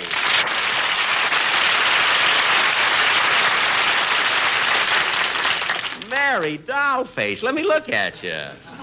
Gee, you look wonderful. Oh, thanks. Dennis is here, isn't he? Yes, how did you know? You look awful. It didn't take 2 minutes. Well, Mary, it's sure good to see you. Come here, I'm going to give you a big kiss. Oh, Jack. No, come here, let me kiss you. All right. There. How is that? It'll never make the Kinsey report.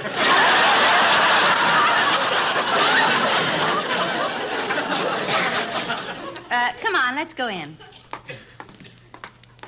Well, hello, Dennis. Hello, Mary. When'd you get back from Las Vegas? Last week.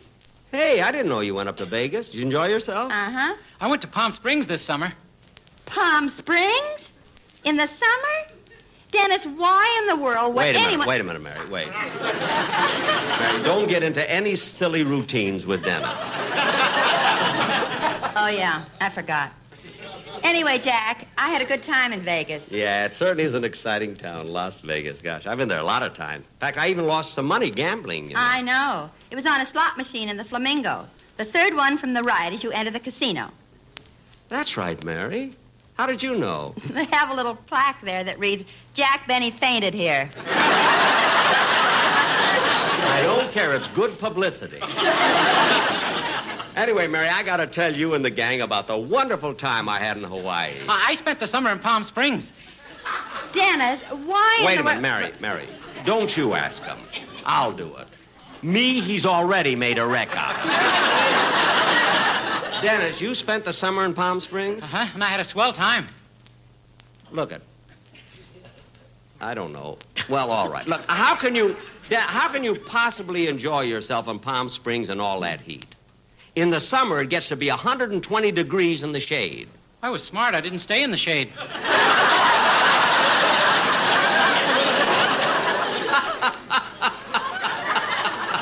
See what I do to myself? Mary, that proves I love you, doesn't it? Well, if you really love me, get me a cold drink, will you please? I'm thirsty. Okay, Mary, what do you want?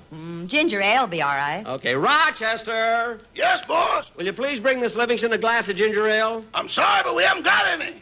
We haven't? Look, when I left for Hawaii, we had 3 cases of ginger ale. Well, it's all gone now. Rochester, tell me the truth. Did you have a party here while I was gone? Well, yes, boss, in July. What date in July? Just July. Look, Rochester, I don't mind your having a little... Come in.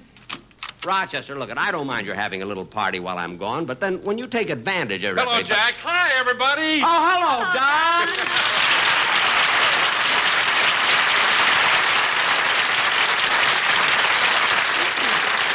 Don, it's awfully nice to see you. Did you have a nice vacation? I sure did. Glad to hear it, Don. Where'd you spend your summer? In the Brown Derby. 3 months in a restaurant? Oh, no, Jack. There's a little summer resort way up north known as the Brown Derby. It's a wonderful place. Oh. Lovely climate, great fishing and swimming. Oh, and by the way, Marilyn Monroe was up there. How's the scenery? Dennis. You know, it's funny that you mentioned her, Don. You know, Marilyn Monroe is going to be on my television show. She is? Yeah. Why, I saw her picture in the newspaper, and she had her leg in a cast. Understand she broke her ankle. She tried everything, but Jack's holding her to her contract. Mary, she's going to be on my program because she wants to, and she's going to be wonderful on it. You know, I saw her and Jane Russell in Gentlemen Prefer Blondes, and they were terrific.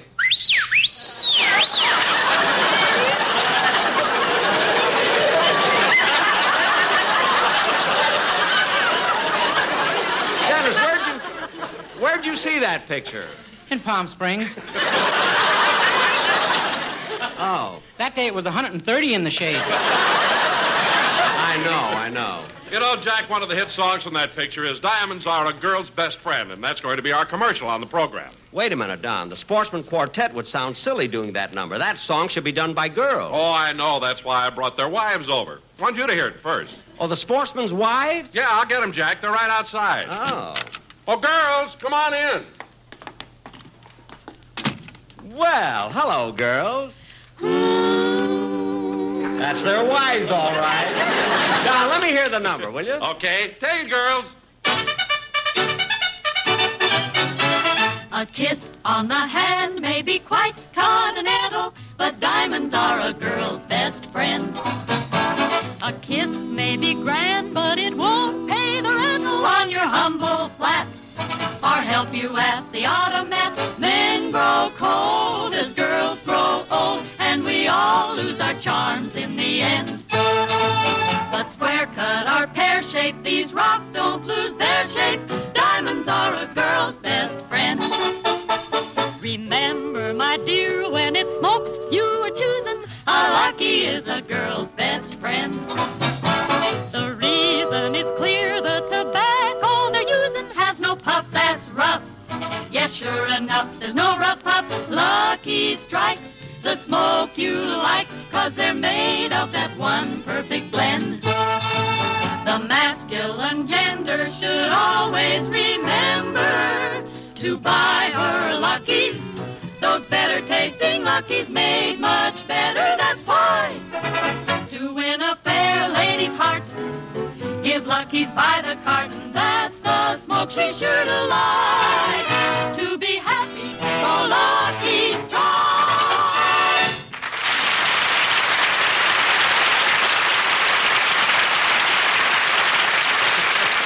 Well, that was just wonderful, girl. Don, I must congratulate you on such a great idea. Well, thanks, Jack.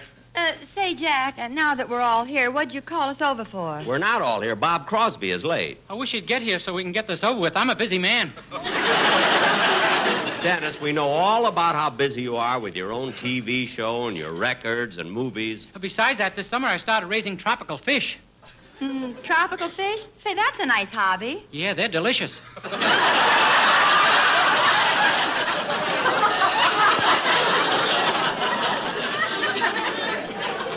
Mary, when are you going to learn? Hi, Jack. Hi, Jack. Hello, everybody. Hey, it's Bob Crosby. Hi, Bob. Well, good to see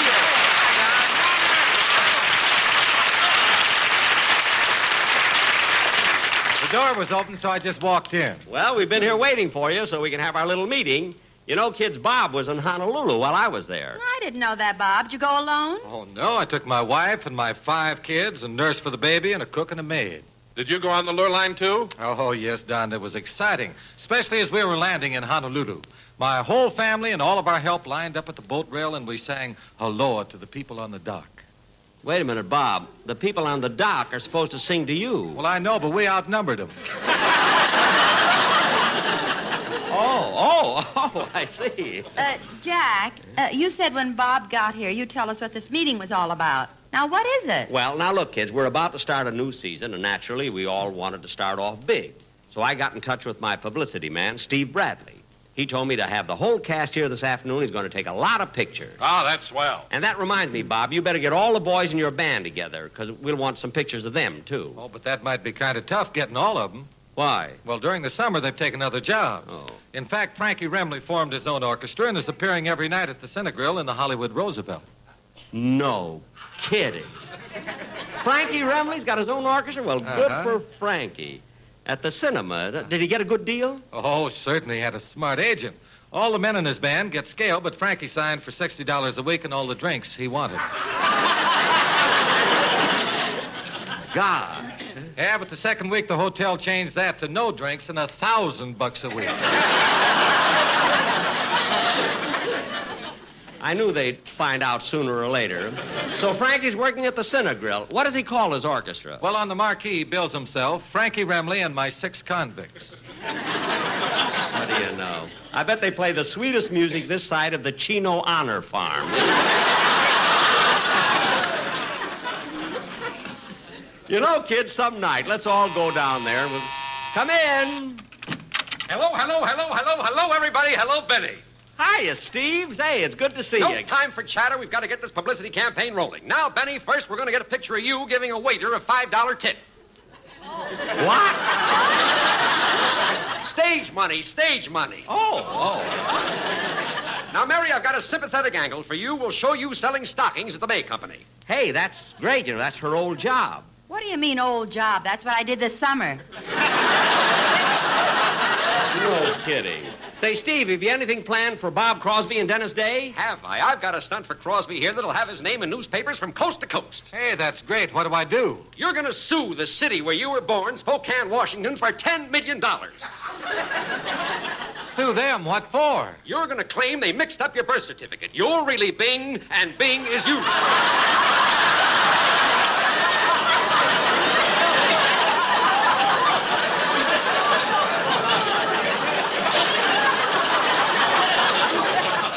What? Now, wait a minute, Steve. What about my mother? We'll sue her, too.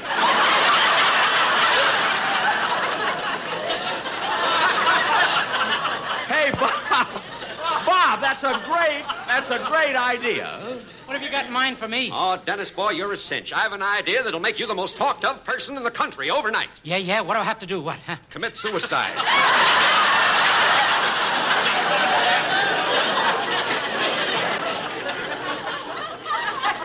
Suicide? But I've got to find some novel way for him to do it. Maybe I could eat nothing but chlorophyll and green myself to death. Dennis. Wonderful idea, kid. We'll save it for St. Patrick's Day. Look, Steve, now we got to get some publicity pictures. I've got my photographer waiting out in the hall. Oh, Frank! Yes? Oh, no. Are you the photographer? Well, what do you think I am holding up this flashbulb? A glowworm?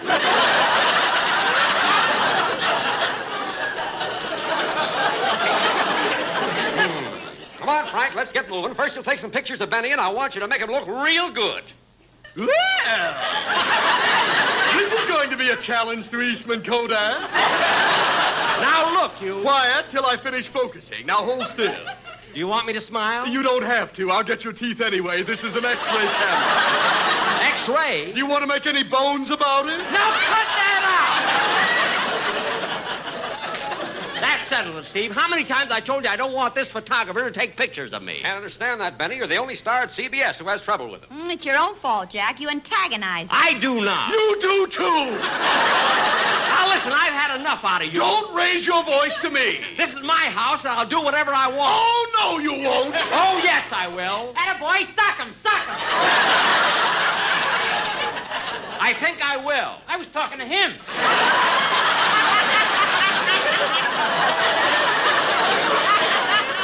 Oh, you were, eh? Well, I've had enough of this.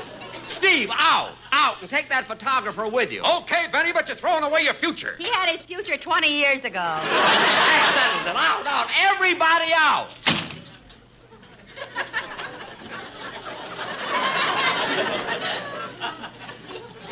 Bunch of smart Alex. Rochester, fix me something to eat, will you? Yes, sir. I don't know. My first day home, all I have is trouble. I know, boss, but it's sure good to have you back. Thanks, Rochester.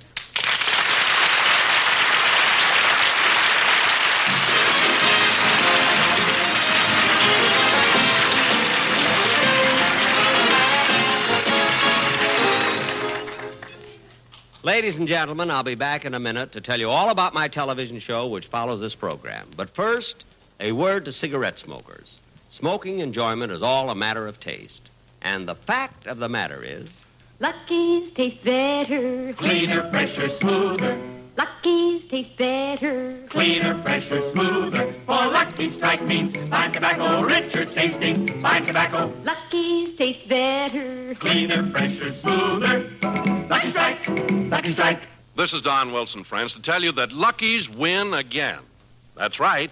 Lucky's win again in a national smoking survey among college students. Last year, a survey was made in leading colleges throughout the country, which showed that smokers in those colleges preferred Lucky's to any other cigarette. This year, another nationwide survey was made, a representative survey of all students in regular colleges from coast to coast. Based on thousands of actual student interviews, this survey shows that Lucky's lead over all other brands, regular or king size, and by a wide margin. The number one reason, this year as last, Lucky's better taste. Yes, Lucky's do taste better. First, because they're made of light, naturally mild, good-tasting tobacco. LS, MFT, Lucky Strike means fine tobacco. And then, Lucky's are made better. Made round and firm and fully packed to draw freely, smoke evenly. Actually made to taste better. After all, smoking enjoyment is all a matter of taste. And the fact of the matter is, Lucky's taste better. Cleaner, fresher, smoother. So be happy, go Lucky. Get better taste with a carton of Lucky's. Be happy, go Lucky, get better taste today.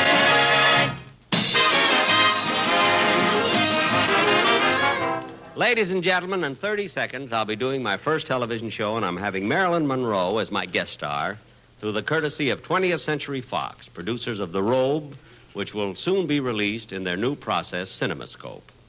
Now, the television studio is 6 miles from this radio studio, and as I said, I only have 30 seconds. You say it's impossible to go 6 miles in 30 seconds. Believe me, with Marilyn Monroe waiting, I can make it. See you in 30 seconds. The Jack Benny Show was written by Sam Perrin, Milt Josephsberg, George Balzer, John Tackerberry, Hal Goldman, and Al Gordon, and produced and transcribed by Hilliard Martin. The Jack Benny program is brought to you by Lucky Strike, product of the American Tobacco Company, America's leading manufacturer of cigarettes. This is the CBS Radio Network. And KNX Los Angeles, where there's good dancing with the Hollywood Roosevelt Orchestra at 11:15 tonight. The chief hope of our enemies is to divide the United States along racial and religious lines and thereby conquer us. Let's not spread prejudice. A divided America is a weak America.